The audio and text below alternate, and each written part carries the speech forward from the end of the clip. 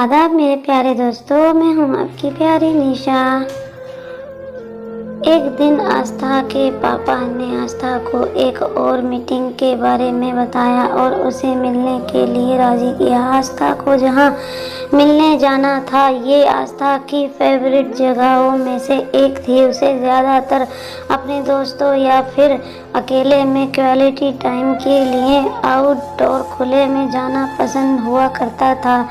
बताई हुई जगह यानी मरीन ड्राइव पर पहुंचकर चिर परिचित अंदाज में आस्था आने वाले इंसान का इंतज़ार कर रही थी। बार बार अपनी घड़ी में देख रही थी। फिर उसने अपने पीछे मुड़कर देखा कि जिस पत्थर से टिककर वो खड़ी थी ठीक उसके पीछे वाले पत्थर पर बैठा इंसान उसका इंतज़ार कर रहा था। जैसे ही दोनों की नज़रें टकराई आंसू निकल गए और आस्था बिना कुछ कहे वहाँ से जाने लगी। आस्था, आज तुम्हारी मीटिंग मेरे से ही है, क्या तुम 10 मिनट की मीट कर सकती हो? जाती हुई आस्था के कानों में ये आवाज़ गूंजी। उसने पीछे मुड़कर फिर से देखा, कहीं मेरी आंखें धोखा तो नहीं खा रही। वो स्तब्ध खड़ी रह गई। उसे अपनी आंखों पर भरोसा नहीं हो रहा था। उसकी टांगें जवाब दे रही थीं। उसे अपना भार पृथ्वी के भार के बराबर लग रहा था।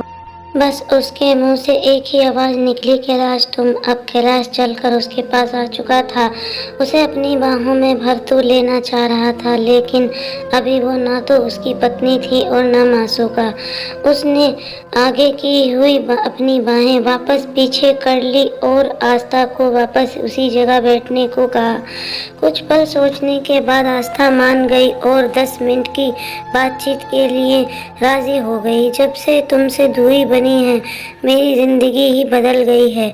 मुझे अब ज़िंदगी नहीं बस बोझ लगने लगी है। मुझे हर शाम को तुम्हारे हाथों की हेड मसाज याद आती है। कैलाश और भी बहुत कुछ कहना चाहता था, लेकिन आस्था ने उसे रोक दिया। हमारे पास केवल 10 मिनट है। मैं चाहती हूँ इसमें रोने धोने से अच्छा कुछ और बात की जाए। कैलाश चुप हो गया। आस्था घर के बाकी मेंबर्स के बारे में पूछती रही। कैलाश ने शैली से मिलने की इच्छा जताई तो आस्था ने थोड़े नरम लहजे में कह दिया, कभी टाइम निकाल के उससे मिलवाने के लिए आऊँगी। आस्था की बात सुन के कैलाश को बड़ी खुशी हुई। कम से कम इस बहाने आस्था फिर से उसे मिलने तो आएगी ही। जाते जाते आस्था ने कैलाश से पूछा, आपने अभी तक दूसरी शादी क्यों नहीं की? कैलाश खामोश खड़ा रहा, फिर कुछ सोचने के बाद बोला, क्या हम फिर से शादी कर सकते हैं? आस्था वहाँ से जाने लगी और जाते जाते बोली, मैंने कभी इसके बारे में नहीं सोचा। एक बार सोच के ज़रूर देखना, शायद इरादा बदल जाए। कैलाश ने कहा। घर पहुँच के आस्था ने पापा से पूछा, पापा क्या आपको पता था कि वो लड़का कौन था जो मुझसे मिलने वाला था? अपना चश्मा उतारते हुए पापा ने जवाब दिया, हाँ मुझे पता था, वो कैलाश था।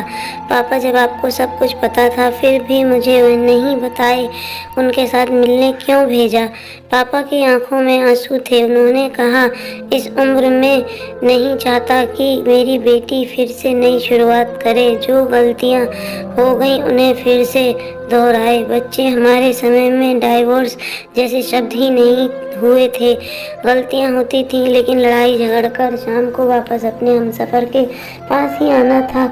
इसलिए मैंने फिर से वही कोशिश की। शायद एक बार फिर से कोशिश करने से हो सकता है सालों के गिले शिकवे फिर से नए रिश्तों के रूप में। आस्था ने गदगद होते हुए अपने पापा को गले लगा लिया और थैंक यू कहा। पापा, मैं आज कैलाश से 10 मिनट मिली। आज मुझे उसमें वो पुराना कैलाश नज़र ही नहीं आया। तो फिर एक बार फिर से एक मीट और अरेंज करवाए? नहीं पापा, अब मैं खुद ही अरेंज कर लूँगी। बहुत सोचने के बाद आस्था ने दोबारा से कैलाश के साथ डेट पर जाने का फैसला किया। पहली डेट, दूसरी डेट और फिर ये सिलसिला दोबारा से शादी होने के बाद ही रुका। आस्था और कैलाश के पुनर्विवाह से दोनों फैमिलियाँ एक बार फिर से खुशी सुखी जीवन का आनंद लेने लगी। शैली का भविष्य भी उज्जवल हो गया। कैलाश एक बार फिर से शहर का सबसे जाना माना आर्किटेक्ट के रूप में मशहूर होने लगा। सब कुछ तो पहले जैसा ही होने लगा था, बस फर्क था तो बस इतना इस बार कैलाश एक जिम्मेदार और भरोसेमंद हस्बैंड बन चुका था। उसे अब अपनी पत्नी आस्था और बेटी शैली में अपनी ज़िंदगी नज़र आती थी। दोस्तों, इस कहानी से ये सीख मिलती है कि ज़िंदगी हर किसी को हर बार दूसरा मौका नहीं देती, इसलिए जो पहला मौका है उसी को संभाल कर रख लेना चाहिए।